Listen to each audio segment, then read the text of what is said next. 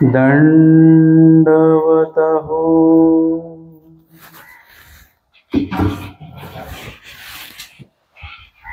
इसवी या ठिकाणी संपन्न होत असलेले हे ब्रह्मविद्या निरूपण सत्र, आजच्या या पहिल्या सत्रामध्ये आपण स्वामींचा जो सायंकालीन पूजा अवसर आहे, त्या सायंकालीन पूजा अवसराचं अर्थविश्लेषण या ठिकाणी बघणार आहोत, ऐकणार आहोत।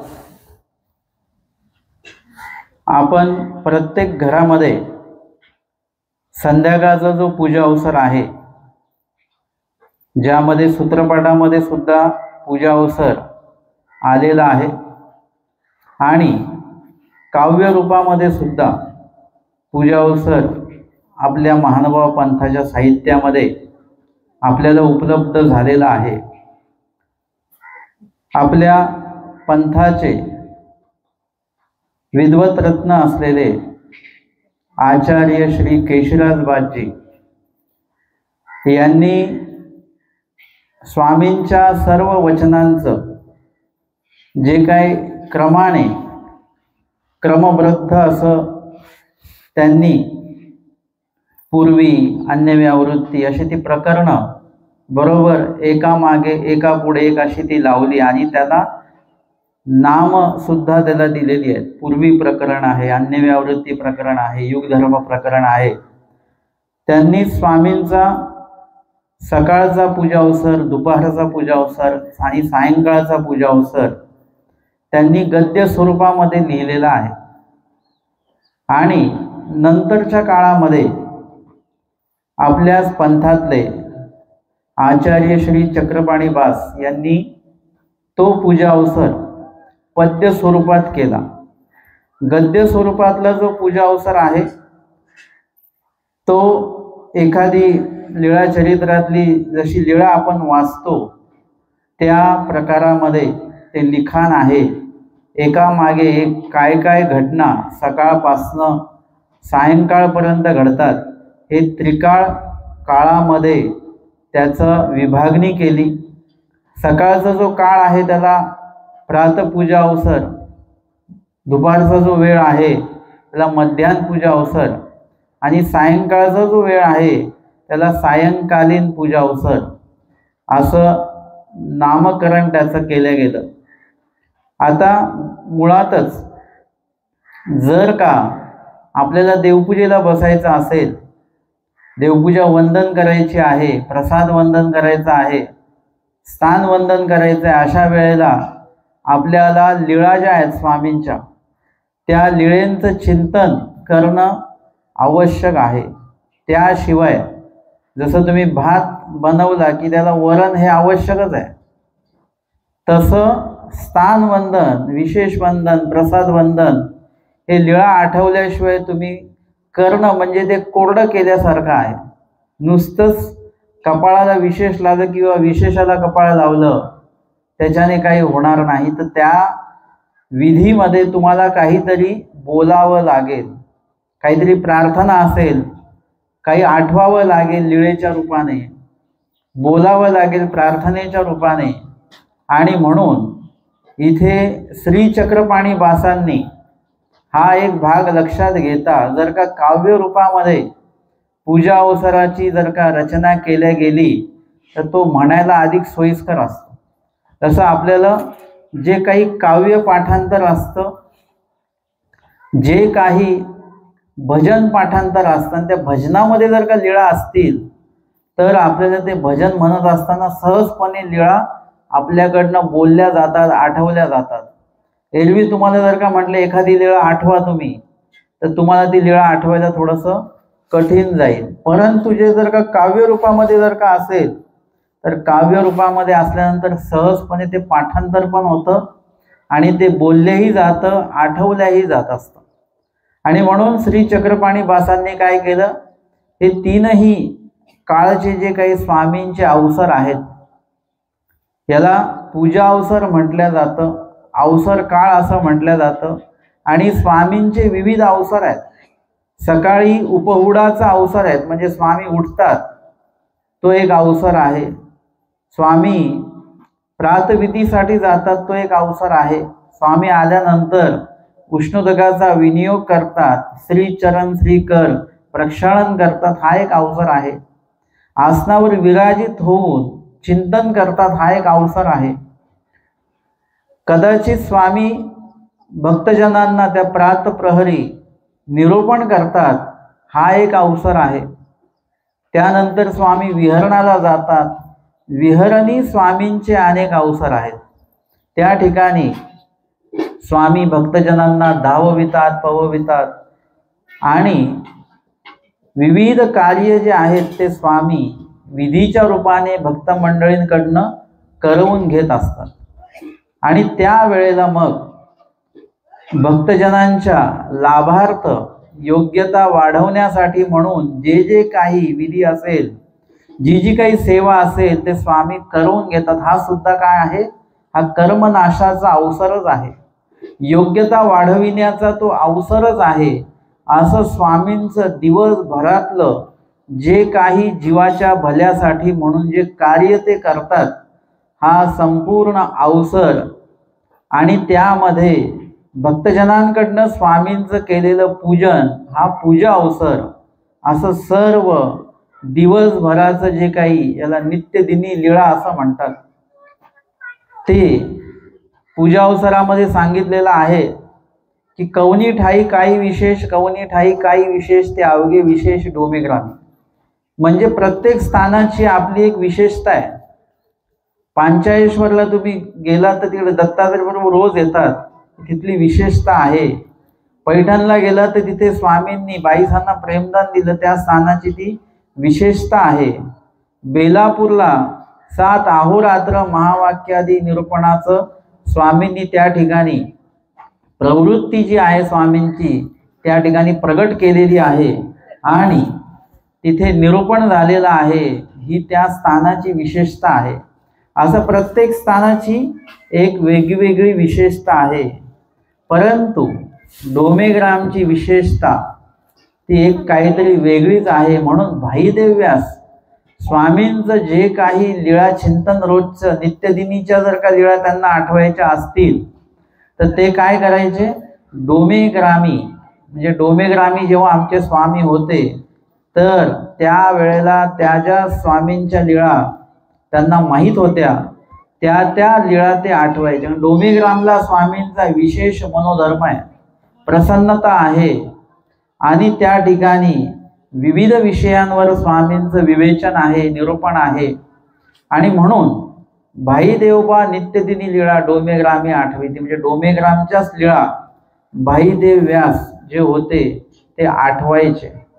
आणि स्वामींचं आम्हाला रोजचं जो काही दिनक्रम आहे तो आम्हाला त्या वेळामध्ये आठवता आला पाहिजे। सकाळी जेव्हा आम्ही उठू त्या प्रातःकाळीचा पूजा अवसर आम्हाला आठवता आला पाहिजे की स्वामींचा उपहूड होतोय। त्यानंतरच्या पुढच्या ज्या क्रिया आहेत, बाईसा उठतात, श्रीचरणी उपान्न ओळगवतात, मग स्वामी पुढे जातात, भटोबासांना उठवतात, त्यांच्या हृदयावर आपला श्रीचरण जो आहे तो ठेवतात। हे सकाळच्या पूजा अवसर काळामध्ये ते येतं। त्यानंतर दुपारच्या पूजा अवसर काळामध्ये काय होतं, स्वामींचं कसं पूजन केलं जातं, सकाळी कुठला टिळा लावलेला आहे, दुपारी कुठला टिळा आहे स्वामींच्या भाळ प्रदेशी आणि सायंकाळी कुठला टिळा लावला जातो, असं सगळं आपल्याला सकाळच्या स्मरणामध्ये आठवता आलं पाहिजे। हे काय आहे, स्वामींच्या नित्यदिनीच्या ज्या लीळा आहेत, तुम्हाला डोमेग्रामच्याच नाही तर इतरही ठिकाणच्या लीळा तुम्हाला आठवता येतात। पण आम्हाला उपलब्ध डोमेग्रामचा पूजा अवसर पद्य स्वरूपातही आहे आणि गद्य स्वरूपातही आहे। तर या ठिकाणी श्री चक्रपाणी बास यांनी या त्रिविध पूजा अवसराची निर्मिती केली आणि आज घरोघरी हे त्रिकाळही पूजा अवसर म्हटल्या जातात। मार्गामध्ये सकाळचाही पूजा अवसर म्हटला जातो, प्रातःकाळीचा पूजा अवसर, आणि दुपारचाही पूजा अवसर म्हटला जातो, संध्याकाळचाही पूजा अवसर म्हटला जातो। वासनिकांच्या घरी फक्त संध्याकाळचाच पूजा अवसर म्हटलं जातं, संध्या सुवेळ समयी परचक्रपाणी। तुमच्याकडे म्हणतात का सकाळचा पूजा अवसर? सकाळचा तरी पूजा अवसर माहिती, पण मध्यान्ह काळीचा पूजा अवसर खूप कमी ठिकाणी म्हटला जातो, मार्गांमध्ये म्हटला जातो, पण ग्रस्तांना बहुतेक लोकांना दुपारचा मध्यान्ह काळीचा पूजा अवसर तो आहे पद्य स्वरूपामध्ये माहिती सुद्धा नाही, किंवा आहे तर ते वाचल्या जात नाही. दुपारच्या काळामध्ये स्वामींचा काय अवसर होता तो त्या शब्दांमध्ये काव्यरूप तो केला गेलेला आहे. अर्थातच आपण सर्वजण संध्याकाळचा पूजा अवसर सगळेजण म्हणत असतो. खूप लोकांनी तो पाठ केलेला नाहीये, परंतु तो म्हणून त्यांचा पाठांतर झालेला आहे आणि आपण ते म्हणतो ही त्याची चाल चांगली आहे आणि म्हणायलाही सुद्धा चांगलं वाटतं आणि म्हटल्यानंतर सुद्धा चांगलं प्रसन्न वाटतं. तुम्ही म्हणता की आज पूजा अवसर नाही झाला तर थोडं उदास वाटतंय, पूजा अवसर घ्या लवकर, परंतु आपण काय करतो, फक्त जे पाठांतर येते फक्त म्हणतो. जसं तुम्ही एखादी लीळापर एखादं भजन जर का म्हणत असाल आणि त्याच्यामध्ये गंगे बुडता साधा तारिले असं जेव्हा म्हटलं जातं तेव्हा खरोखर तुम्हाला इथे नदी आठवली पाहिजे, डोळ्यासमोर आली पाहिजे. त्या नदीमध्ये उतरणाऱ्या आमच्या साधाईचा तुम्हाला अशा डोळ्यासमोर दिसल्या पाहिजेत, ते बुडताना दिसल्या पाहिजेत आणि त्या तरलेल्या सुद्धा तुम्हाला दिसल्या पाहिजेत. तर ती भजनातली ती जी काही ओळ आहे, लीळा त्याच्यामध्ये आलेली आहे, त्या म्हणण्याला अर्थ आहे. नुसतं तुम्ही म्हणून घेतलं आणि आठवलं काहीच नाही तर काही अर्थ नाही. आणि म्हणून तुम्ही एखादा फोटो जरी तुमचा बघत असाल जुन्या काळातला, तरी नुसता फोटो बघितलं की तुम्हाला आठवतं हा फोटो कधी काढलेला आहे, कुठे काढलेला आहे, कुणी काढलेला आहे, सगळ्या घटना तुमच्या डोळ्यासमोर येतात. तसं स्वामींचा पूजा अवसर हा गद्य आणि पद्य स्वरूपामध्ये जो केल्या गेला त्याचं कारण ते आहे की तुम्ही सहजपणे लीळा वाचणार नाही, किंवा जो काही गद्य स्वरूपातला पूजा अवसर आहे तो वाचणार नाही, परंतु पद्य स्वरूपातला म्हणजे काव्य स्वरूपातला, पद्य म्हणजे काव्य स्वरूपातला जो पूजा अवसर आहे तो कमीत कमी त्याला जर का चाल वगैरे लावली, तो तुमच्या मुखात जर का बसला तर तुम्ही तो म्हणाल, सतत म्हटल्या जाईल आणि आपण तो म्हणतो देखील. आणि म्हणून ते काव्यमय तो पूजा अवसर केला गेला. परंतु तो पूजा अवसर काय करतो, आपण फक्त म्हणतो, चांगल्या आवाजात म्हणतो, चांगल्या चालीत म्हणतो, परंतु त्या पूजा अवसरामध्ये काय शब्द आलेले आहेत आणि त्या शब्दांमध्ये कुठल्या कुठल्या स्वामींच्या लीळा त्या ठिकाणी गुंफलेल्या आहेत याचं आपण चिंतन करत नाही. आठवा तुम्ही, फक्त संध्याकाळचं पूजावर म्हटलं जातं, पण त्यातल्या लीळा ज्या आलेल्या आहेत स्वामींच्या, त्या लीळा त्या माध्यमातनं, त्या शब्दरूपातनं, त्या वाक्यातनं, त्या ओळीतनं त्याच्यामध्ये ज्या लीळा दडलेल्या आहेत, स्वामींच्या हालचाली दडलेल्या आहेत, भक्तिजनांच्या हालचाली दडलेल्या आहेत, त्या आपल्याला काय करायच्या, त्या माध्यमातनं आठवायच्या आहेत. आणि म्हणून जुन्या काळामध्ये होता ना महिला वर्ग, ते ओव्या म्हणायचे. आता म्हटलं जातात का ओव्या? आता कमी झालं ते प्रमाण. का कमी झालं? कारण की ओव्याच कधी म्हटल्या जायच्या, जातं खास करून जातं फिरवल्या जायचं त्यावेळेला त्या ओव्या म्हटल्या जायच्या, किंवा सगळे बसून एकत्र एखादं कार्य करत असतील तर त्यावेळी त्या ओव्या म्हटल्या जायच्या. आणि त्या ओव्यातनं काहीतरी सुचवल्या जायचं. कधी कधी ते प्रश्न उत्तर पण व्हायचे त्या ओव्यातनं. म्हणजे इकडचा गट तिकडच्या गटाला काहीतरी प्रश्न करणार, तिकडचा गट जो आहे त्या ओवीतनंच त्यांना ते उत्तर देणार. ते जे तुम्ही ओव्या म्हणत होते त्यातले तुम्ही शब्दही म्हणत होते आणि विषय पण तुम्हाला कळत होता की समोरचं काय म्हणतोय, त्याला काय उत्तर द्यायचं आपल्याला. तसंच पूजा अवसर म्हणताना, एखादं भजन म्हणताना त्या भजनातले ते शब्द म्हणता आले पाहिजेत तुम्हाला, आणि त्या शब्दांमध्ये दडलेली स्वामींची जी लीळा आहे ती सुद्धा त्या निमित्ताने आपल्याला आठवता आली पाहिजे. आणि म्हणून या ठिकाणी श्री चक्रपाणी बास जे आहेत त्यांनी आम्हाला अशा प्रकारे पद्य स्वरूपामध्ये एक काव्यरूपी जे पूजा अवसर आहे स्वामींचं ते आमच्यापर्यंत पोहोचवलेलं आहे. आपण ते म्हणूया आणि एकेका चौपदीची म्हणजे पूजा अवसर जे आहे हे चौपद्यांमध्ये तयार केलेलं आहे। चौपदी म्हणजे 4 ओळींचं एक पद आहे आणि त्या चौपदीमध्ये असे एकूण 20 चौपद्या त्याच्यामध्ये आहेत। 20 चौक किती होतात? 20 चौक किती होतात? 80, म्हणजे 80 ओळी आहेत त्याच्यामध्ये। अशा प्रकारे प्रत्येक चौपदीमध्ये एक एक विषय मांडलेला आहे आणि त्या विषयाच्या माध्यमातून स्वामींच्या लीळेचं जे महत्त्व आहे, महत्त्वपूर्ण जी काही लीळा आहे ती आम्हाला त्यातनं सांगितलेली आहे। संध्या सुवेळ समयी परचक्रपाणी, बीजे करी अनुचरा समवेत सर्वा, गंगा तटी विरचितु स्थित आसनी जो, भिक्षा सुपाक विविधा स्वीकरी परात्मा, असं आपण रोज म्हणत असतो। आता या शब्दांचे जे अर्थ आहेत ते कदाचित आपल्याला समजण्याला थोडे अवघड जातील, म्हणून ते आपल्याला पटकन समजत नाहीत। परंतु त्याचं एकेका शब्दाचं विश्लेषण आपण बघूया, एकेका ओळीचं विश्लेषण बघूया। संध्या सुवेळ समयी, विचार केला तुम्ही या कधी शब्द तुम्ही नेहमी म्हणताय, याचा विचार केला का आपण की याचा अर्थ नेमका काय आहे? संध्या म्हणजे संध्याकाळ, सुवेळ समयी, संध्या सुवेळ समयी, सुवेळ समयी म्हणजे चांगल्या वेळी, सुवेळ म्हणजे चांगली वेळ आणि त्या वेळी, समयी म्हणजे त्यावेळी।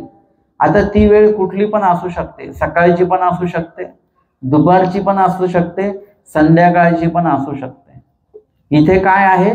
संध्या सुवेळ म्हणजे इथे संध्याकाळचा पूजा अवसर आपण बघत आहोत, श्रवण करत आहोत, म्हणून इथे विश्लेषण कसलं आहे? संध्या सुवेळ म्हणजे संध्याकाळच्या वेळेचं महत्त्व सांगितलं जात आहे। संध्याकाळची वेळ म्हणजे कुठली? स्वामींच्या संबंधित जी वेळ आहे, लक्षात घ्या, स्वामींच्या संबंधित जी वेळ असते ती सुवेळ असते। स्वामी ज्या वेळाच्या, ज्या काळाच्या, ज्या दिशेच्या संपर्कात जातात स्वामी, ते सगळं कसं होतं? मंगल मंगल असं होत जातं। पूजा अवसरामध्ये आलेला आहे की आमचे स्वामी विहरणासाठी जेव्हा बीजे करायचे त्या वेळेला महाद्वाराच्या इथे स्वामी उभे राहायचे। तिन्ही मठाचं एकच द्वार होतं आधी। प्रसन्न मठ आहे आता डोमेग्रामला, प्रसन्न मठाच्या तिथे सुएर करवणे स्थान आहे आणि तिथे त्याच्याच बाजूला महाद्वार स्थान आहे, म्हणजे तिथे दरवाजा होता तिन्ही मठाचा। आता तिथे तो दरवाजा नाहीये। तिथे स्वामी उभे राहायचे आणि मग दिशा अवलोकन करायचे महाद्वाराच्या बाहेर म्हणा, आणि पूर्ण दिशा अवलोकन करायचे। तिथे उल्लेख आलेला आहे की अमंगळा अस्थिती या मंगळा होती। स्वामी दिशा अवलोकिती, ज्या दिशेकडे स्वामी बघायचे त्या दिशेला जर का अमंगळत्व असेल, काही उदासीनता असेल तर ती निघून जाणार। आपल्याला असतं ना असं की एखाद्या ठिकाणी बसलं तिथल्या तिथेच तर तिथे बरं वाटतं आपल्याला, पण तिथून जर का दुसरीकडे जाऊन बसलो त्या सभा मंडपात, जसं आज तुम्ही जिथं बसलेला आहात, आता ही जागा तुमची आजच निश्चित झाली बरं का।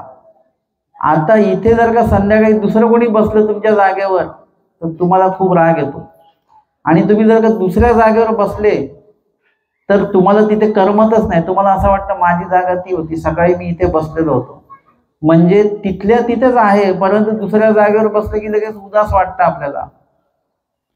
हे काय झालं? ही आपली मानसिकता झाली। पण काही जागा ज्या आहेत मुळातच राजस असतात, तामस असतात, हिंसक असतात, विकल्पजनित असतात, उदासीन असतात, काही जागा प्रसन्न असणाऱ्या असतात, आनंद देणाऱ्या असतात। तुम्ही एखाद्या झाडाखाली बसले की तुम्हाला छान वाटतं, एकदम इथे खूप छान वाटतं आहे। आपण तिथे स्थानाजवळ बसलो स्मरण करायला, तिथे छान वाटतं एकदम, इकडे गरम होतंय परंतु तिथे शांतता वाटते. म्हणजे त्या त्या जागेमध्येच, जागा ही एकच आहे परंतु तिथे श्री चक्रधर स्वामी स्वतः येऊन तिथे विराजित झालेले आहेत. त्याच्यामुळे ती जागा कशी झालेली, प्रसन्नता त्याच्यामध्ये आलेली आहे. इथेच जर का आपलं घर असेल तर आपल्या घरापेक्षा आपल्याला इथे आश्रमात चांगलं वाटतं, स्थानाजवळ चांगलं वाटतं, कारण या जागेमध्ये ती प्रसन्नता निर्माण झालेली आहे. आणि का प्रसन्नता निर्माण झाली, कारण इथे परमेश्वर स्वतः आले किंवा परमेश्वराच्या नामाचं लीळेंचं चिंतन ज्या ठिकाणी होतं त्या त्या ठिकाणी ती प्रसन्नता काय होते, निर्माण होत असते. आणि म्हणून श्री चक्रधर स्वामी ज्याही जागेमध्ये जातात तिथे सांगतात वस्तू संबंधे शक्ती निक्षेप. ज्या ठिकाणी परमेश्वराच्या स्वरूपाचा संपर्क येतो त्या जागेमधले असलेलं रज तम विकल्प देवता अधिष्ठान सगळं निघून जातं. ती जागा पवित्र होते. त्या जागेला आपण स्थान असं म्हणतो. त्या जागेच्या तिथल्या पाषाणाचा जर का एखादा विभाग आपल्याकडे आला त्याला विशेष आपण म्हणतो आणि ते आपण वंदन करत असतो.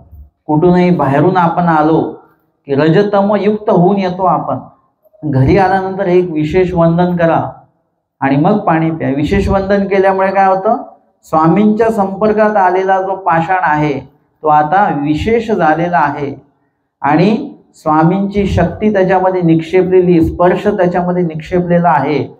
आणि तो जर का संपर्क आपल्या कपाळाशी आला तर काय होतं की त्यातली जी काही सकारात्मक ऊर्जा आहे त्या सकारात्मक ऊर्जा आपल्यामध्ये येत असते. म्हणून स्नान करायला गेले की तुम्हाला बरं वाटतं, मार्गात गेले की बरं वाटतं, तिथल्या सकारात्मक ऊर्जा आपल्यामध्ये येत असतात. कारण की त्या श्री चक्रधर स्वामींच्या 5ही अवतारांच्या नामाच्या श्रवणामुळे, स्मरणामुळे, उच्चारणामुळे त्या जागेमध्ये ती प्रसन्नता असते. आणि म्हणून संध्या सुवेळ समयी, संध्याकाळ सारखीच आहे इथून तिथून, परंतु स्वामींच्या संपर्कामध्ये जे लोक आहेत त्यांच्यासाठी ती संध्याकाळ कशी आहे, सुवेळ आहे. जसं महिला वर्ग असतात, संध्याकाळ झाली की त्यांना ते टेन्शन असते संध्याकाळी काय बनवायचं आता जेवायला. म्हणजे कधी कधी असं आपल्याला त्या संध्याकाळचं थोडंसं चिंता असते, काळजी असते. संध्याकाळ झाली की आपल्याला काळजी निर्माण होते. काळोख होत गेला की काळजी आपली वाढत जात असते. जेवढं उजेड झाला तेवढी काळजी आपली कमी कमी होते. याचं तुम्ही चिंतन करा. आणि म्हणून इथे स्वामींच्या संपर्कात ते लोक असल्यामुळे त्यांच्यासाठी ती संध्याकाळ चिंतेची संध्याकाळ नाहीये, ती संध्याकाळ चिंतनाची संध्याकाळ आहे.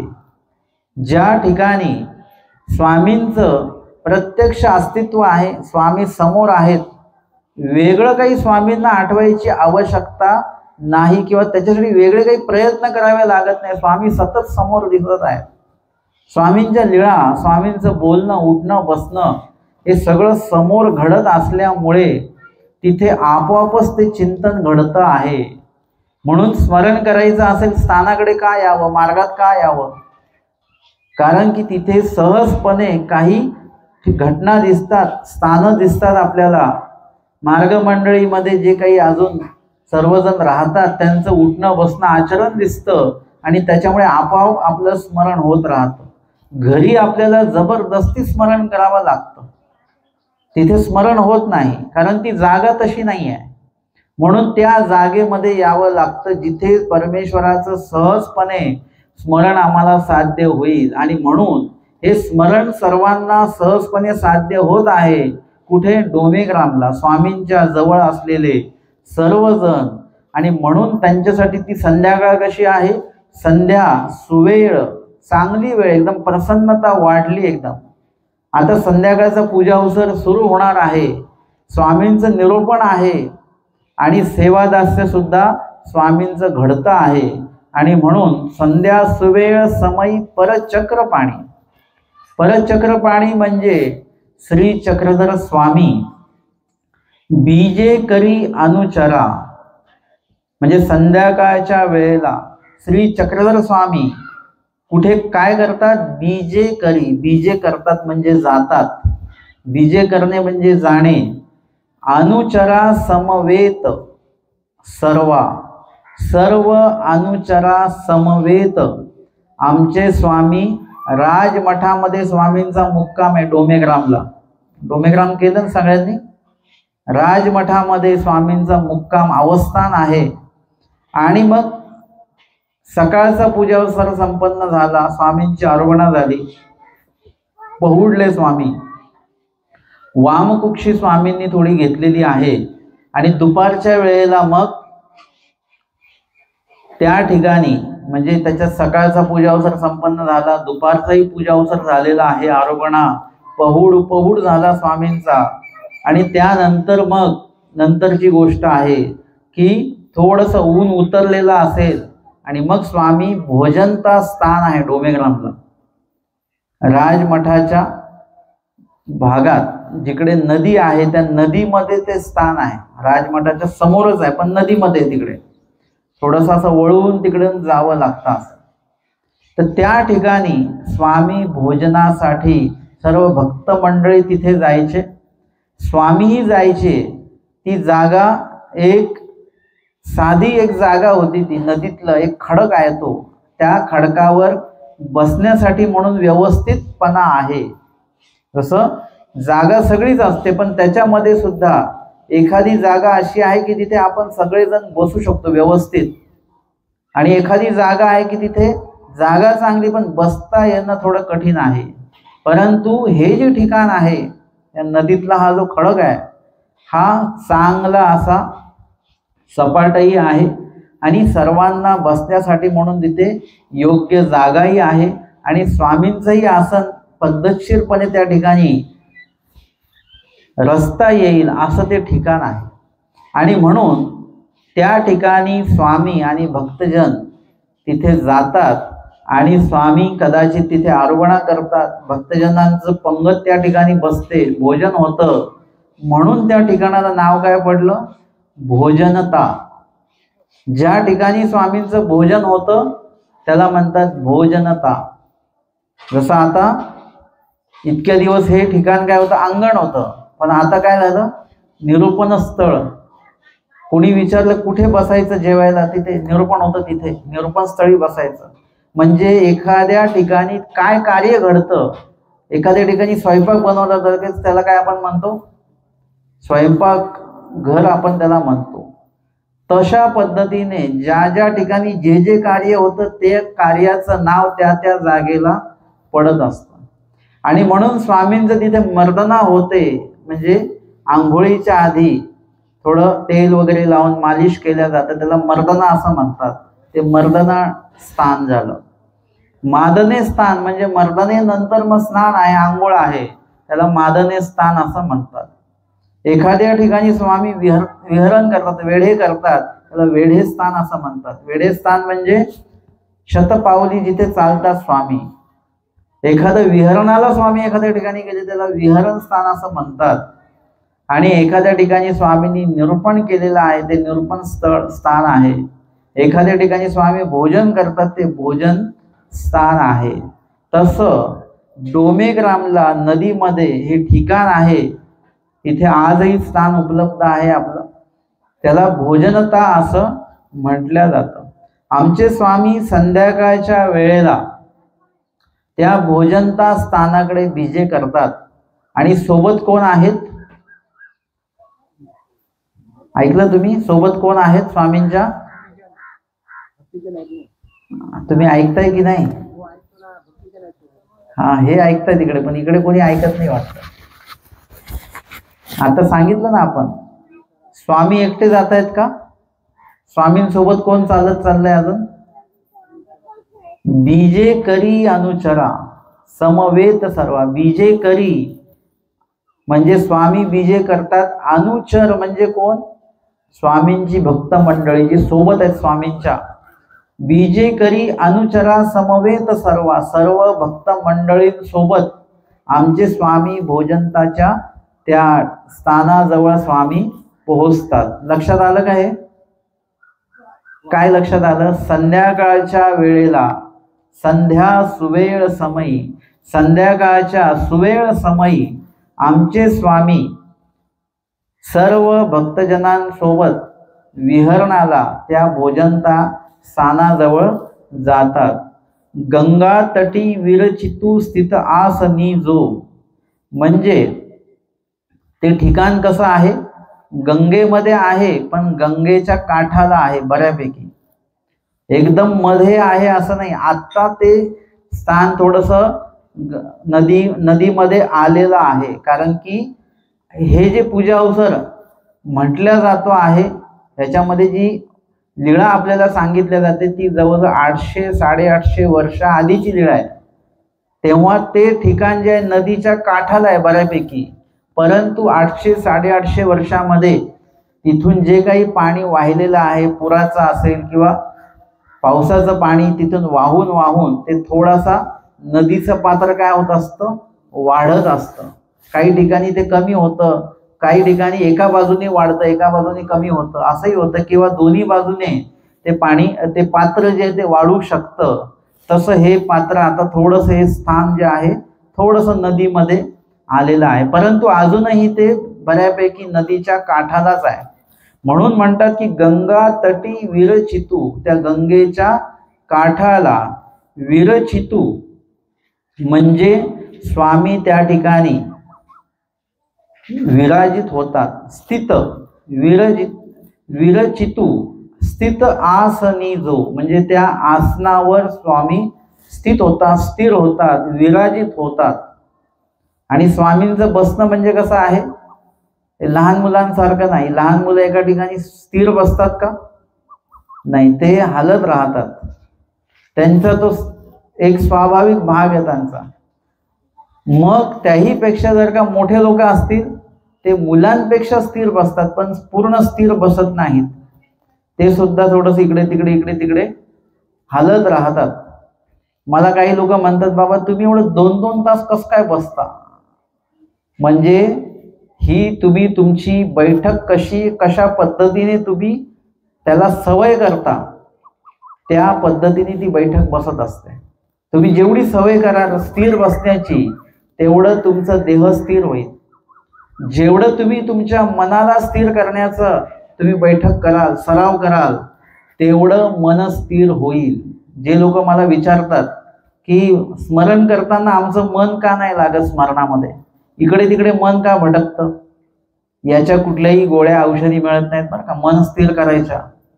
याचा कुठलाही वेगळा उपाय काहीच नाही या जगामध्ये. ते म्हणतात मन स्थिर करण्यासाठी काय करायचं, म्हटलं मन स्थिर करण्यासाठी मन स्थिर करावं लागतं. म्हणजे तुम्हाला ती सवय करावी लागेल, ती बैठक तयार करावी लागेल. मन इकडे तिकडे तुमचं जाणार, ते तिकडे जाऊ द्यायचं नाही. ते त्याच्यामध्ये जसं असतं ना की ते काला करतात, खानदेशमध्ये असतं, चपाती एकदम बारीक करतात, त्याचं आळं करतात, त्याच्यात वरण वाढतात. ते वरण अजिबात इकडे तिकडे जात नाही. परंतु आपल्यासारखं कोणी जर का गेलं तर काय होईल, ते कदाचित तो काला आपल्याला जमणार नाही आणि ते त्यात वाढलेलं वरण इकडे तिकडे जाईल. तेव्हा तुम्ही काय करणार, मग ते वरण वाहू देणार नाही, तुम्ही तर इकडे इकडे ओढून घ्याल चपातीकडे. तसं तुमचं मन जे आहे ते इकडे तिकडे वाहत राहतं. तुम्हाला सतत त्याला आपल्या मनाला परत मनाकडेच ओढून घ्यायचं, इकडे इतर विचारांकडे त्याला न्यायचं नाही. देवाचं जे चिंतन आहे, देवाचं जे विचार आहे, ते विचाराकडे त्याला परत परत घेऊन यावं लागेल तुम्हाला. असं करता करता तुम्हाला एक विशिष्ट वेळाने, काही लोकांना 1 महिन्यात जमेल ते मन स्थिर करणं, काही लोकांना 6 महिने लागतील, काही लोकांना 10 वर्ष पण लागू शकतात, आणि काही लोकांचा पुढचा जन्म उगवेल त्याच्यात, तरी त्यांना मन स्थिर होणार नाही. कारण मन स्थिर होण्यासाठी तुमचं मन आधी मनाने तुम्ही गंभीर असले पाहिजे, मनाचा निश्चय तुमचा असला पाहिजे, त्याशिवाय तुम्हाला मन स्थिर करता येणार नाही. आणि जोपर्यंत देह स्थिर होत नाही तोपर्यंत मन स्थिर होत नसतं, आणि मन स्थिर होत नाही तोपर्यंत देह स्थिर होत नसतं. मनात जर का आलं की लगेच आपण इकडे तिकडे बघत बसतो, मनात आलं की लगेच ही वस्तू उचलून तिकडे ठेवतो, म्हणजे दोघंही एकमेकाला स्थिर करत असतात. म्हणून आपलं देहही स्थिर पाहिजे आणि मनही स्थिर पाहिजे. स्वामी कसे आहेत, स्थिर आहेत. स्वामींशी बोलण्यासाठी माहीम भट्ट ह्याच डोमेग्रामला राजमठामध्ये आलेले आहेत, पण आमचे स्वामी कसे आहेत? स्थिर आहेत. त्यांच्याकडे भरपूर प्रश्न आहेत, माहीम भट्टांकडे भरपूर काही बोलण्यासाठी ते आलेत आणि स्वामींना हरवण्यासाठी म्हणून आलेले आहेत. आपल्याला जर का असं कोणी हरवण्यासाठी आलं तर आपण थोडं अस्वस्थ होऊन जाऊ, की आपल्याशी चर्चा करायला आलेत, आपण अस्वस्थ होऊन जात असतो. पण स्वामी स्थिर आहेत एकदम, म्हणजे देहाने, म्हणजे मायामूर्ती जी आहे ती सुद्धा स्थिर आहे, स्वरूप सुद्धा स्थिर आहे, त्याच्यामध्ये कुठल्याही प्रकारचा गडबड गोंधळ असं काहीच नाही. लीळा चरित्रातले अनेक जर का तुम्ही लीळा बघितल्या, त्याच्यामध्ये तुम्हाला स्वामींचं स्थिरता काय आहे ती तुमच्या लक्षात येईल. स्वामी वाघिणीची पिलं खेळवत आहेत आणि समोर कोण आलेली आहे? कोण आली? इकडचे कोणीच बोलत नाही. वाघीण आली. वाघीण आल्यानंतर स्वामी गडबडले का काही? स्वामी स्थिर आहेत. उलट स्वामी तिच्याशी त्याच गांभीर्याने तिच्याशी बोलतात, संवाद करतात. बोणेबाईंसोबत, जी इथली आता जवळचीच लीळा आहे तुमच्या, स्वामी चाललेले आहेत, जंगल लागलेले आहे आणि मध्ये कोण भेटले? चोर भेटले. बाईसा घाबरल्या थोड्या. स्वामी कसे आहेत? स्थिर आहेत. काही बाई काही घाबरू नका, काही होणार नाही. स्वामी स्थिर आहेत. वाकीला सुद्धा चोर आले, स्वामी स्थिर आहेत. म्हणजे आम्हाला परमेश्वर व्हायचं नाहीये, आमचा प्रवास परमेश्वर होण्याचा नाहीये, परंतु परमेश्वरासारखं आम्हाला व्हायचं आहे, दोषरहित व्हायचं आहे, थोडं गुणयुक्त व्हायचं आहे. आम्हाला आधी स्थिर व्हायचं आहे. आणि स्थिर जर का तुम्ही झालात तर तुम्ही जीवनामध्ये, अध्यात्मामध्ये पण भरपूर काही तुम्हाला प्राप्त होऊ शकतं आणि व्यवहारामध्ये पण भरपूर काही प्राप्त होऊ शकतं. दोन्ही ठिकाणी तुम्हाला स्थैर्य असणं खूप गरजेचं आहे. आणि म्हणून इथे सांगतात की गंगा तटी विरचितू स्थित आसनी जो. आमचे स्वामी त्या आसनावर, ज्या ठिकाणी बाईसांनी ते आसन रचलेलं आहे, बाईसा काय करतात? सकाळीही जेव्हा स्वामी विहरणाला जातात किंवा प्रातविधीसाठी जेव्हा जातात, तेव्हा बाईसा काय करतात? त्या मठातला दिवा उजळतात, म्हणजे त्याचा प्रकाश मोठा करतात. ते पूर्ण जो राजमठ आहे तो झाडून काढतात. ओट्यावर शयनासन टाकलेलं आहे काल रात्री, ज्याच्यावर स्वामींचं पहुड झाला. आता स्वामी उठलेले आहेत. आता ते पद्मासन, त्याचा शयनासन काय केलेलं आहे ते मोडलं आणि त्या ठिकाणी पद्मासन टाकलं, म्हणजे बसण्याचं आसन तयार झालं. शयनासन म्हणजे झोपण्याचं आसन जे आहे ते आता मोडलं गेलं. आता बसण्याचं आसन टाकलेलं आहे. म्हणजे या ठिकाणी बाईसा ज्या आहेत त्या बाईसा स्वामींसाठी आसन टाकत असताना आम्हाला लीळेमध्ये ते लक्षात येतं. विहरणाला स्वामी जातात तर बाईसा माहिती करून घेतात की कुठे स्वामी विहरणाला कुठल्या ठिकाणी जाणार आहेत. भटोबा सांगतील अमक्या अमकं ते लिंबाचं झाड आहे, तिथे विहरणाला जाणार आहेत. बाईसा तिथे आधी पोहोचतात, तिथली जागा थोडी स्वच्छ करतात आणि तिथे योग्य ठिकाणी, जिथे स्वामींच्या श्रीमुखावर, श्रीमूर्तीवर ऊन येणार नाही, अशा ठिकाणी ते आसन टाकलं जातं. हिवाळा असेल तर उलट करत असतील बाईसा, की जिथे स्वामींच्या श्रीमूर्तीवर कवळवून येईल अशा ठिकाणी. हे लीळा चरित्रामध्ये आलेलं नाहीये, हे आपलं चिंतन आहे की मग विशिष्ट हिवाळा असेल तर उन्हामध्ये आसन टाकलं जाईल आणि उन्हाळा असेल तर सावलीमध्ये आसन टाकलं जाईल. म्हणजे इथे सुद्धा भोजनता या ठिकाणी बाईसा आधी येत असतील, त्या ठिकाणी स्वामींचं आसन, जिथे नेहमीचं ठिकाण आहे आता तिथे स्वामींचं आसन टाकलं गेलेलं आहे आणि त्या आसनावर आमचे स्वामी स्थित झालेले आहेत, विराजित झालेले आहेत. भिक्षा सुपाक विविधा स्वीकरी परात्मा. आणि नंतर भक्तजनांनी भिक्षा आणलेली आहे. हा कालावधी थोडासा दुपारचा पण आहे, पण सायंकाळीन पूजा अवसराची सुरुवात या भिक्षा विधीने होत आहे की भक्तजन भिक्षा घेऊन येतात. स्वामींचा पूजा अवसर दुपारचा झालेला आहे, आरोगणा झालेली आहे. भक्तजन भिक्षा घेऊन येतात आणि जोळ्या ज्या आहेत त्या भिक्षांनाच्या त्या अडकवून ठेवतात आणि बाकीचं काही सेवा दास्यादी वगैरे असेल ते करतात आणि नंतर भोजन करतात. उशिरा भोजन आहे आणि त्यावेळेला भक्तजनांनी जे काही भोजन आणलेलं आहे, भिक्षा घेऊन आलेले आहेत, सगळ्यांची भिक्षा यायची आणि ती भिक्षा त्या ठिकाणी भोजन त्याकडे घेऊन जातात बाई साधी सर्वजण. आणि मग भिक्षा सुपाक विविधा, भिक्षा सुपाक म्हणजे चांगला पाक. चांगला पाक म्हणजे कसला पाक? गुलाबजामचा पाक कशाला म्हणतात? स्वयंपाक जो आहे, भोजन जे आहे, तर तो कसा आहे? सुपाक म्हणजे चांगल्या चवीचा आहे. स्वयंपाक चांगल्या चवीचा होणं हा एक प्रकार वेगळा असतो बरं का. स्वयंपाक सगळ्यांना येतो, परंतु चांगल्या चवीचा स्वयंपाक हा खूप कमी लोकांना येत असतो. म्हणून तो स्वयंपाक कसा बनवायचा असतो? आवडीपूर्वक बनवायचा. तुमच्या घरी जरी तुम्ही बनवताय तरी तो आवडीपूर्वक बनवा. चपात्या चांगल्या शेका बरं का. पापड चांगले शेकले जात नसतात. हे का सांगतो मी? कारण की हे तुमच्या घरच्या घरी आहे म्हणून ठीक आहे, परंतु तुमच्याकडे एखादे साधू आले किंवा साधूंसाठी तुम्ही काहीतरी भिक्षा घेऊन येत आहेत, मार्गामध्ये येऊन राहिलेले आहात, किंवा भिक्षेला तुमच्याकडे कोणी साधू आले, तर त्यावेळेला तुमच्याकडनं उत्तम प्रकारचाच पदार्थ वाढला गेला पाहिजे. कच्च्या चपात्या नको. चपात्या कच्च्या हे कधी कळतं माहितीये का? ते थंड झाल्यानंतर कळतं की किती भाग कच्चा आहे. ते गरम असतात तेव्हा कळत नाही. म्हणून गरम चपात्या जास्त खाल्ल्या जातात, थंड चपात्या खाल्ल्या जात नाही, कारण की त्यातला जो काही कच्चा भाग आहे तो दिसतो असा. अर्थात त्याच्यामुळे खाल्ल्या जात नाही असं नाही, पण गरम गरम वस्तू खाल्ल्या जाते पटापट, तेव्हा ते लक्षात येत नाही.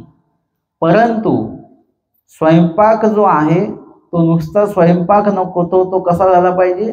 सुपाक सुद्धा झाला पाहिजे. म्हणजे चांगल्या चवीचा होणं गरजेचं आहे.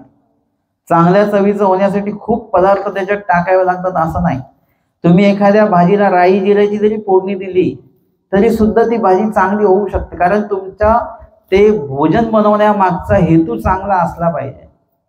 आता लक्षात घ्या इथे की स्वामी भोजनाच्या ठिकाणी जे भोजन करतायत, आरोगणा करतायत, ते भोजन कुठलं आहे?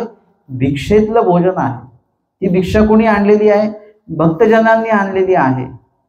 त्यांना माहिती नाहीये की आम्ही कोणासाठी ही भिक्षा वाढतो आहे. आम्ही वाढलेली भिक्षा कोण ग्रहण करणार हे त्या लोकांना माहिती नाहीये. परंतु त्यांची जी कणव आहे त्या कणवेच्या अनुरूप त्यांनी मागे कधीतरी योग्य पदार्थ, जसं आमच्या भाईदेव व्यासांनी काय केलं? आंबट बोरं स्वामींना दिली, बरोबर ना?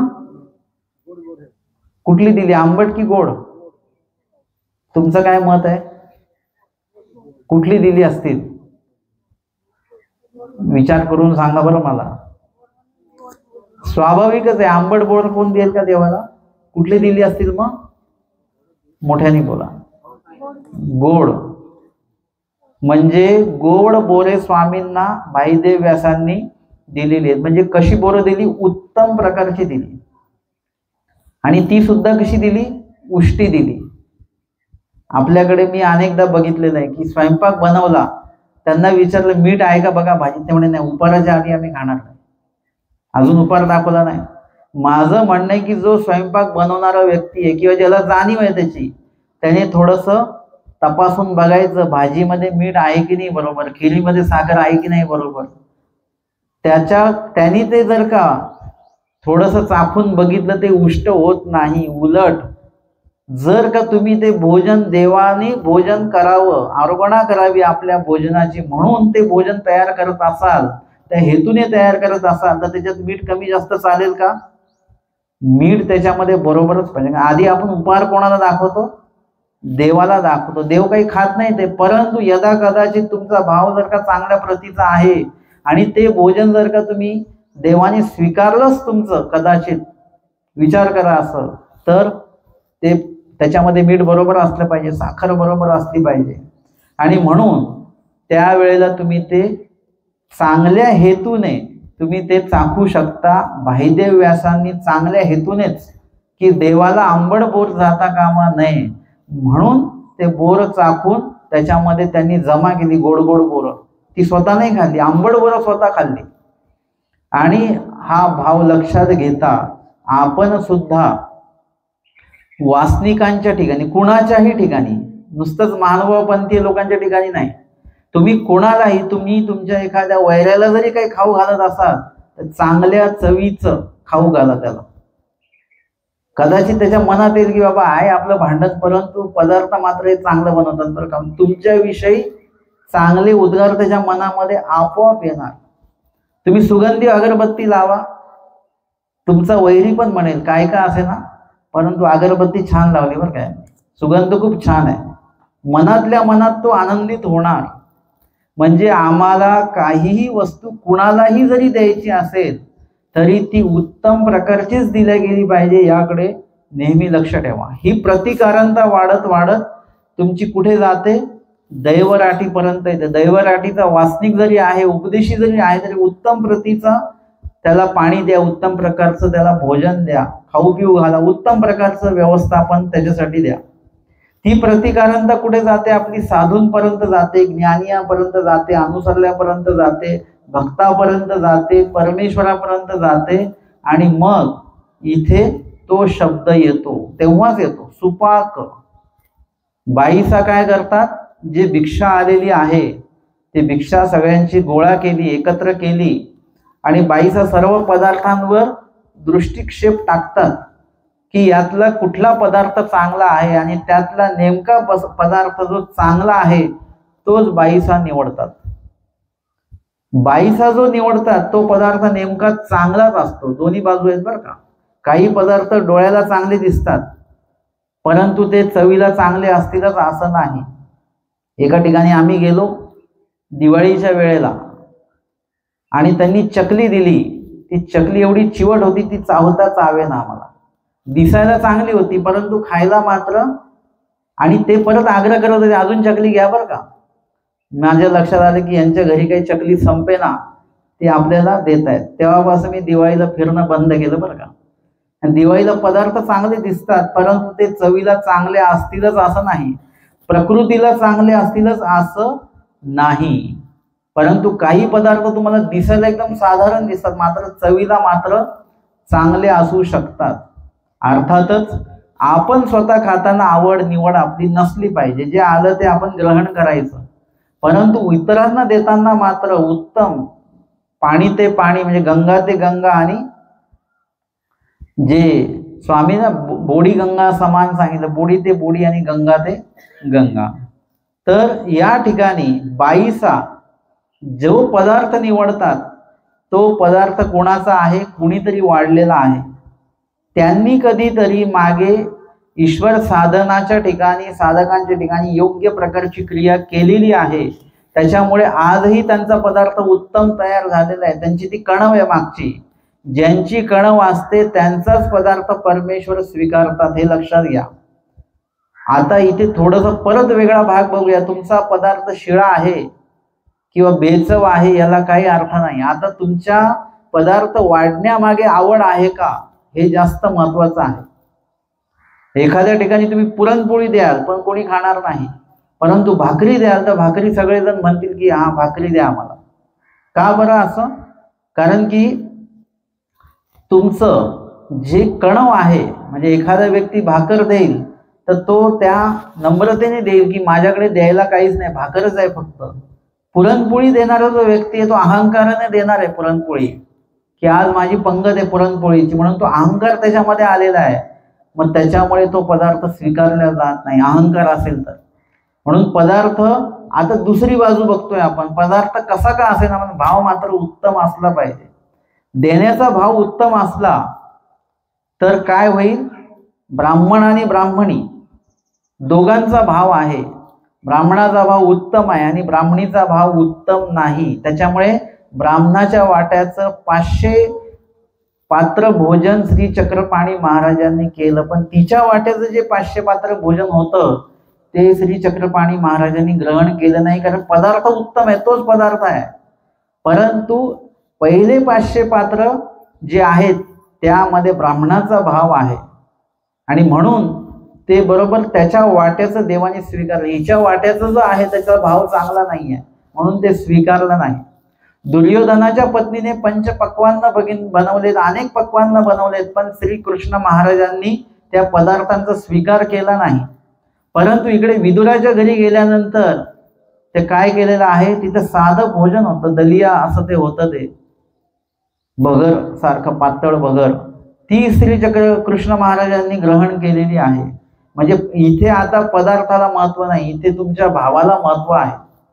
आणि म्हणून मी ते एक नेहमी उदाहरण देतो की कोणी जर का तुम्हाला सोन्याच्या ग्लासामध्ये जरी पाणी आणून दिलं आणि म्हटलं गिळा, तर पाणी प्याल का तुम्ही? ते तुमच्या गळ्याखाली पाणी जाणारच नाही, आणि पिलं तरी त्याचं तहान तुमची जाणार नाही. परंतु एखाद्याने मातीच्या मडक्यामध्ये जरी तुम्हाला पाणी आणून दिलं, थंडगार आहे, आणि प्रेमाने म्हटलं की घ्या बरं का, पोटभर पाणी प्या, तर आपलं आपोआप पाणी पिण्याच्या आधी निम्मी तहान तर त्यांच्या बोलण्यानेच आपली तहान निघून जाते, आणि पाणी पिल्याचं समाधानही वाटतं. म्हणजे देण्यामागचा भाव कसा आहे, उत्तम प्रकारचा आहे की कसा आहे, त्यानुसार त्याचा स्वीकार आहे. आणि म्हणून तुम्ही जर का आत्तापासून योग्य क्रिया करत असाल तर तुमची कणव वाढेल, आणि पुढे जाऊन परमेश्वराच्या ठिकाणी तुमचा तो पदार्थ बरोबर, तुम्ही देवासाठी जरी नसेल वाढलेला तरी तुमचा तो पदार्थ बरोबर देवापर्यंत बाईसांसारखे भक्त पोहोचवणार आहेत. आणि म्हणून इथे ते पदार्थ कसे आहेत, सुपाक, म्हणजे चांगल्या आवडीपूर्वक ते बनवले गेलेले आहेत, चांगल्या कणवेच्या जीवांनी ते बनवलेले आहेत.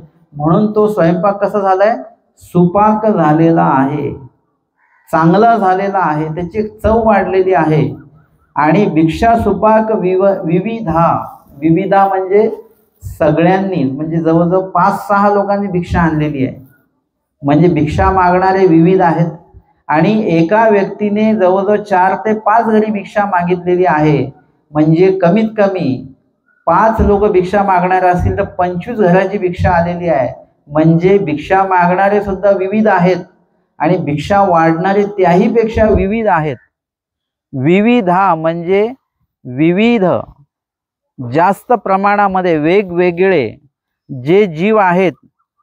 स्वीकरी परात्मा म्हणजे त्यांच्या त्या भोजनाचा स्वीकार आमचे स्वामी करत आहेत. जे भोजन आलेलं आहे ते अनेक ठिकाणाहून आलेलं आहे, आणि त्या अनेक ठिकाणाहून आलेलं ते सुपाक भिक्षा जी आहे, ती भिक्षा भोजन जे आहे त्या बनवण्यामागचा जो भाव आहे, आवडी आहे, त्या भोजनाच्या माध्यमातून त्या आवडीचा, त्या सेवेचा स्वीकार परमेश्वर करतात. आणि म्हणून म्हटले की भिक्षा सुपाक विविधा स्वीकरी म्हणजे स्वीकार करतात, परात्मा म्हणजे परमेश्वर त्या भोजनाचा स्वीकार करतात. पुढची चौपदी येते, ते सत्प्रसादित परमेश्वर दृष्टपूत भिक्षान्न भोजन कीजे परसन्निधानी संतृप्त पूत करुणी प्रभु सेवकाते बीजे करी स्वनगरा प्रतिभक्त काजा. ते सत्प्रसादित म्हणजे जे काही भिक्षा आलेली आहे त्या भिक्षेतला थोडा थोडा पदार्थ बाईसा स्वामींच्या ताटामध्ये ओळगवितात. ओळगविणे म्हणजे काय, ओळगविणे म्हणजे देणे, ओळगविणे म्हणजे वाढणे, म्हणजे ते स्वामींच्या ताटामध्ये ओळगविल्या गेले म्हणजे वाढल्या गेले. आणि इतर जो काही भिक्षांना स्वामींच्या समोर दृष्टपूत केल्या गेलं, जे भिक्षांना आणतात ती झोळी काय करतात, ते स्वामींना दृष्टपूत करतात, म्हणजे स्वामींच्या समोर ती झोळी ठेवतात. स्वामी कृपादृष्टीने ते अवलोकन करतात, आणि ते अन्न कसं होतं, पवित्र होऊन जातं. असं ते प्रसाद केलेलं सत्प्रसादित. ते सत्प्रसादित म्हणजे ते प्रसाद केलेलं जे अन्न आहे, कशाने ते प्रसाद केला, परमेश्वर दृष्टपूत म्हणजे परमेश्वराने आमच्या स्वामीने दृष्टीने ते अन्न पवित्र केलेलं आहे. दृष्टपूत कसं करतात देव, दृष्टीने अवलोकन करतात. म्हणून आपण जे काही पदार्थ तयार करतो, जोही पदार्थ आपण ग्रहण करण्यासाठी तयार केला जातो, पेय असेल किंवा पदार्थ असेल, ते काय करायचं असतं, ते आपल्याला भोजन करण्याआधी ते देवाला त्याचा आपण उपहार दाखवत असतो. उपहार दाखवण्यापेक्षाही त्याला काय म्हणायचं आपण, लीळाचरित्रातला जर का शब्द म्हटला तर तो आहे दृष्टीपूत. म्हणजे कृपा दृष्टीने परमेश्वर तो पदार्थ पवित्र करतात, म्हणून त्या विधीला दृष्टपूत असं आपण म्हणूया. आजपासून तुम्ही म्हणू शकता ते की आता पदार्थ दृष्टपूत करा, किंवा आपण जेवण भोजन जे आहे ते दृष्टपूत करून घ्या, चहा दृष्टपूत करून घ्या. जे आपण खाणार आहोत, ग्रहण करणार आहोत, ते दृष्टपूत करून घ्यायचं असतं. आणि अशा पद्धतीने आपण परमेश्वरासमोर तो पदार्थ ठेवल्यानंतर, जसं आता आपण इथे आहोत तर स्थानाच्या समोर ठेवणार, विशेषाच्या समोर ठेवणार, पण ते दृष्टपूत कोण करतं, विशेष करतं का? स्थानाला डोळे लावलेले असतात, स्थानाचे डोळे करतात का ते दृष्टपूत? नाही. स्थान हे जड आहे, त्याला लावलेले डोळे सोन्या चांदीचे ते जड आहेत, म्हणजे निर्जीव आहेत, ते तिथून होत नसतं. ते तुमचं असतं की स्थानाला उपहार दाखवा, विशेषाला उपहार दाखवा. मुळात म्हणजे उपहार कोणाला दाखवायचा असतो, परमेश्वराला दाखवायचा असतो.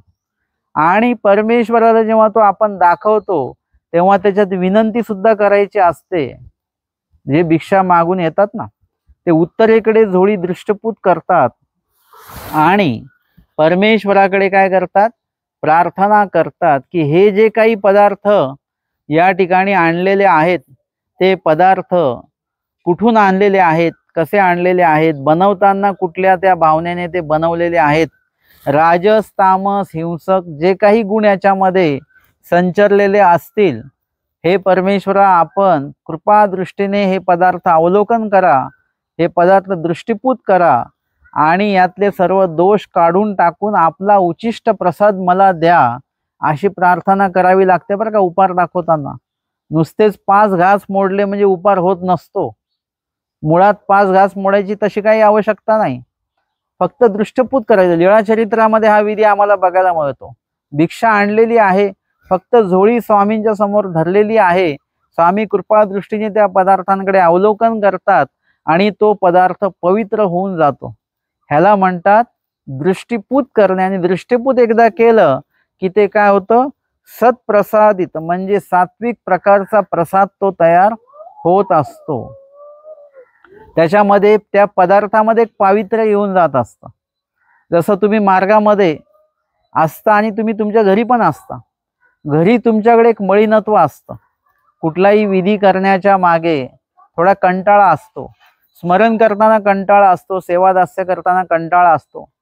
कुणी म्हटलं की निरूपणाला यायचं का, हो बघू उद्या परवा येऊ आम्ही, म्हणजे त्याच्यामध्ये सुद्धा कंटाळा आहे. का बरं असं? कारण की आपण जे पदार्थ खातो आहोत ते चांगल्या प्रतीचे खाऊन राहिलो आहोत आपण, परंतु त्याच्यामध्ये जे काही दोष आहेत इतर जे दिसत नाहीत, दिसणारे दोष तर तुम्ही काढून टाकता त्याच्यातनं, परंतु न दिसणारे असे काही दोष आहेत जे तुमच्या लक्षात येत नाहीत आणि दुसऱ्या कुठल्या उपायाने काढता येत नाही, ते दृष्टपूतच करावं लागतं त्यासाठी, तरच ते दोष त्याच्यातून निघू शकतात. तशा प्रकारे त्या पदार्थांना दृष्टपूत करायचं असतं आणि मग ते पदार्थ पवित्र झालेले जर का ग्रहण केले तर आपल्या मळीनत्वामध्ये लगेच फरक पडतो. म्हणून जेव्हा तुम्ही मार्गामध्ये येता, मार्गामध्ये आल्यानंतर तुम्हाला लगेच जाग येते, सकाळी लवकर जाग येते, सेवादास्य तुम्ही करता. वयस्कर मंडळी म्हणतात घरी असले की पाय दुख हात दुख असं असतं, मार्गात आलं की काही नाही, काही दुखत नाही, आणि जे खाल्लं ते पचतं. घरी हे खाल्लं की त्रास होतो, ते खाल्लं की त्रास होतो. हे का बरं असं होतं? ते जागेचं पावित्र्य आहे आणि ते जे अन्न आहे ते भिक्षेचं अन्न आहे. ज्यांनीही कोणी त्या मार्गामध्ये ते धान्य दिलेलं आहे ते भिक्षेचं म्हणून दिलं गेलेलं आहे आणि भिक्षा म्हणूनच ते घेतल्या गेलेलं आहे. आणि ते घेतल्यानंतर ते दृष्टपूत केलं गेलेलं आहे, देवाला प्रार्थना केल्या गेलेली आहे, देणाऱ्यांनी पण केली आणि घेणाऱ्यांनी पण केली. आणि म्हणून ते कसं झालं, सत्प्रसाद सात्विक झालं, ते चांगलं अन्न झालं. ते सत्प्रसादित परमेश्वर दृष्टपूत म्हणजे परमेश्वराने काय केलेलं आहे, त्या पदार्थांचं प्रसाद केलेला आहे. भिक्षान्न भोजन कीजे परसन्निधानी। आणि अशा प्रकारे त्या पदार्थांचा म्हणजे आधीच्या थोडा वेळ आधी ते पदार्थ कसे होते बरं? आधी थोड्या वेळ आधी जेव्हा आपण बघितलं त्यावेळी ते पदार्थ सामान्य पदार्थ होते, परंतु नंतर स्वामींनी जेव्हा अवलोकन केलं तेव्हा ते पदार्थ कसे झाले? प्रसाद झाले। आणि तो प्रसाद रूपी जे काही भोजन आहे किंवा भोजन रूपी जो प्रसाद आहे तो आता स्वीकार केल्या जो गेलेला आहे परमेश्वराकडनं, मानसिकदृष्ट्या स्वीकारलेला आहे। आता समस्त जे भक्त मंडळी आहेत ते काय करतात? भिक्षान्न भोजन कीजे, तो प्रसादयुक्त भिक्षा भोजन जे आहे ते भोजन कीजे म्हणजे भोजन करतात, ग्रहण करतात। परसन्निधानी, परमेश्वराच्या सन्निधानी। सन्निधान आहे परमेश्वराचं, पण ते सन्निधान कसं आहे? परसन्निधान म्हणजे श्रेष्ठ प्रकारचं असं सन्निधान परमेश्वराचं त्या ठिकाणी प्राप्त आहे। आणि परमेश्वराच्या सन्निधानामध्ये तो पदार्थ जे आहेत ते पदार्थ स्वीकारल्या जात आहेत। अशा प्रकारे त्या पदार्थाचं देखील एक आगळ्या प्रकारचं विशेष असं ते महत्त्व आहे। संतृप्त पूत करुणी प्रभू सेवकाते। अशा प्रकारे संतृप्त म्हणजे नुसतं भोजन करून आपण पवित्र होत असतो, म्हणजे आपलं मन तृप्त होतं। एखादा पदार्थ जो आहे तो आपल्याला खाऊसा वाटतो, तो आपण खातो आणि आपण तृप्त होतो। परंतु परमेश्वराचा जो प्रसाद आहे तो जर का ग्रहण केला तर कसं होतं? आपण त्याचं समाधान सुद्धा, संतृप्त म्हणजे अगदी तृप्तता, मनाची तृप्तता लाभते त्याच्यातनं। असं असतं ना की काही लोक आम्हाला म्हणतात की आम्हाला मार्गातलं थोडंसं एवढंसंच का होईना पण अन्न आम्हाला काहीतरी द्या खायला। का बरं? कारण की ते भिक्षेचं आहे, ते एवढंसं जरी शीत जरी खाल्लं, ग्रहण जरी केलं, त्याच्यामध्ये एक तृप्तता आहे, शांतता आहे, संतृप्तता आहे, म्हणजे पूर्णपणे मनाला एक समाधान त्याच्यातनं प्राप्त होत असतं। आपल्याला आवडीचा जो पदार्थ आपण किती जरी खाल्ला तरी त्याच्याने तृप्तता पाहिजे तशी आपली नसते। आणि म्हणून इथे भिक्षान्न जे भोजन आहे ते केल्यानंतर संतृप्त पूत करुणी म्हणजे संतृप्त सुद्धा केलेलं आहे आणि पूत म्हणजे पवित्र सुद्धा झालेले आहेत। अन्न खाऊन, आपण जे अन्न खातो ते अन्न खाऊन आपण पवित्र होऊच असं नाही, परंतु त्या ठिकाणी परमेश्वराचा जर का प्रसाद ग्रहण केला तर त्याच्यामुळे आपण पवित्र देखील होत असतो। म्हणजे तो पदार्थ जो आहे तो पदार्थ ग्रहण केल्यानंतर ज्या परमेश्वराने तो प्रसन्न होऊन दिलेला आहे, प्रसाद करून दिलेला आहे, त्या परमेश्वराचा प्रभाव त्या पदार्थामध्ये आहे। आणि त्याच्यामुळे तो जर का ग्रहण केलं तर काय होतं? आपोआपच जर का जीवाच्या अंतःकरणामध्ये दोषरूपी काही विचार असतील तर ते विचार निघून जातात, कमी होऊन जातात ते, आणि विचारामध्ये पावित्र्य येऊन जातं। जर तुम्ही मार्गात आलात तर तुम्ही आपोआप पवित्र होता, तुम्ही भांडणं वगैरे काही करत नाही। असं वाटतं की नको, आपण मार्गामध्ये आलेलो आहोत, वाईट विचार नाही, म्हणजे त्याच्यामध्ये आपोआपच तुमच्यामध्ये ते पावित्र्य तयार होतं। तुमच्या बोलण्यामध्ये, उठण्यामध्ये, बसण्यामध्ये ते पावित्र्य असं झळकतं, एकदम शांतता निर्माण होते। भिक्षान्न जर का ग्रहण केलं तर त्यातलं जे पावित्र्य आहे ते आपल्या अंतःकरणामध्ये सुद्धा ते पावित्र्य उतरतं आणि त्याच्यामुळे काय होतं की स्वाभाविकपणे आपल्यातले दोष जे आहेत ते निघून जात असतात। आणि म्हणून इथे परमेश्वराने प्रसन्न होऊन दिलेला जो प्रसाद आहे तो भोजन केला, भिक्षान्न भोजन भक्तजनांनी केलं, संतृप्त पूत करुणी, आणि ते पवित्र झाले भोजन केल्यामुळे। स्वामींची विशेषता अशी आहे की नुसतं कृपा दृष्टीने जरी एखाद्याकडे अवलोकन केलं तरी तो जीव पवित्र होऊन जातो, त्याचे अपवित्र विचार निघून जातात। पदार्थांच्या बाबतीमध्ये सुद्धा असंच आहे की डांगरेशांनी भोजन केलं नाही, स्वामींनी विचारलं का नाही जेवले, ते म्हणाले आले असतील कुठून जेवण करून, काही खाऊन आले असतील ते. स्वामी भटोबासांना म्हणतात नाही, त्यांचा पदार्थ आणा तो, त्यांना वाढलेलं जे आहे त्यांनी नाही खाल्लं ते घेऊन या इकडे. ते घेऊन येतात. स्वामी कृपा दृष्टीने अवलोकन करतात त्या पदार्थाकडे, तो सत्प्रसाद होतो आणि मग वाढतात. मग डांगरेश ते भोजन करतात, मग ते खातात. म्हणजे डांगरे सुद्धा पवित्र झाल्याशिवाय, प्रसाद दिल्याशिवाय, तो पदार्थ जो खायचा आहे तो प्रसाद झाल्याशिवाय ते ग्रहण करत नाहीत. आणि तो पदार्थ जर का ग्रहण केला तर निश्चितपणे आपल्या विचारांमध्ये आणि आचारांमध्ये पावित्र्य येतं. करुणी प्रभू सेवकाते, म्हणजे प्रभूने, परमेश्वराने काय केलेलं आहे, आपल्या सेवकांना ते संतृप्त आणि पवित्र असं केलेलं आहे. तृप्त आणि पवित्र दोन्ही केलेलं आहे. आणि असं केल्यानंतर मग बीजे करी स्वनगरा प्रतिभक्त काजा, बीजे करी, नंतर बीजे करतात. तिथलं भोजनताचं जे काही कार्य आहे, भोजनता या ठिकाणी गेल्यानंतर भोजन झालेलं आहे. स्वामींनी काही भोजन त्या ठिकाणी अर्पणा केलेली आहे, भक्तजनांनी भोजन केलेलं आहे. काही वेळ त्या ठिकाणी थांबतात, कधी निरूपण होत असेल कधी नसेल होत. आणि नंतर मग बीजे करी, आता या पूजावसाराच्या सुरुवातीला आपण बघितलं की संध्या वेळ समी परचक्रपाणी, बीजे करी म्हणजे जातात भोजन त्याला. आता परत शब्द आला बीजे करी स्वनगरा. आता भोजनतावरून स्वामी कुठे जातात, भोजनत्यावरून स्वामी परत राजमठामध्ये जातात. बीजे करी स्वनगरा म्हणजे ज्या ठिकाणी स्वामींचं अवस्थान आहे त्या राजमठामध्ये स्वामी परत जातात, परत बीजे करतात. भक्त काजा म्हणजे भक्तांचा जो कैवारी आहे, परमेश्वर, परमेश्वर हे कोण आहेत, भक्त काजा म्हणजे भक्तांचे काज म्हणजे कैवारी आहेत, भक्तांचे हितक्ष आहेत. आणि त्याच्यामुळे ते परमेश्वर त्या जीवांच्या सन्निधानातल्या जीवांच्या भल्यासाठी म्हणून सर्व कार्य करत असतात.